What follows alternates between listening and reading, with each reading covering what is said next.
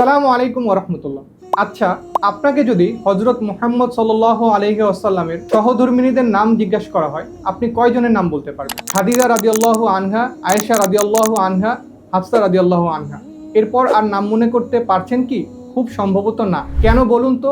তার কারণ হজরত মুহাম্মদ সাল্লাল্লাহু আলাইহি ওয়াসাল্লামের সহধর্মিণী অর্থাৎ উম্মুল মুমিনিনদের নিয়ে বাংলা ভাষায় এতদিন মৌলিক কোনো গ্রন্থ ছিল না। তাই তো পরপ্রকাশ নিয়ে এসেছে বাজারে এমন একটি সিরিজ, যেখানে হজরত মুহাম্মদ সাল্লাল্লাহু আলাইহি ওয়াসাল্লামের সহধর্মিণীদের আলাদা আলাদা গ্রন্থ রয়েছে। সবগুলো বইকে একত্রে উম্মুল মুমিনিন সিরিজ বলা হয়। উম্মুল মুমিনিন অর্থাৎ মুমিনদের মাতা।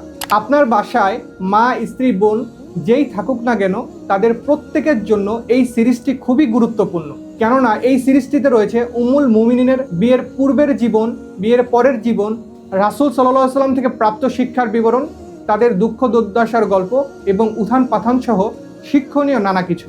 পুরো বইটিকে ফিকশনের মতো করে উপস্থাপন করা হয়েছে তৎকালীন বিভিন্ন ঐতিহাসিক ঘটনাসমূহ নিয়ে, যেখানে রয়েছে অনেক রকমের ইসলামিক জীবন বিধান। আপনি পুরুষ হয়ে থাকলে বাবা, স্বামী কিংবা ভাই হিসাবে আপনার দায়িত্ব ঠিকঠাক মতো পালন করা হচ্ছে কিনা তাও বুঝতে পারবেন এই বইটি পড়ে।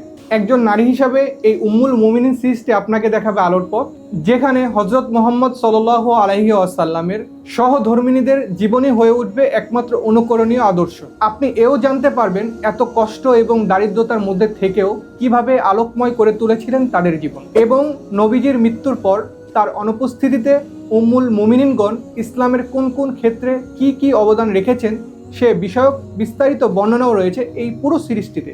বইটি রচনা করেছেন স্ব ক্ষেত্রে প্রতিষ্ঠিত পরপ্রকাশেরই 13 জন তরুণ লেখক, যাদের সাহসিকতা আর ভাষার মাধুর্যে আপনি সিরিজটি পড়ে মুগ্ধ হবেন।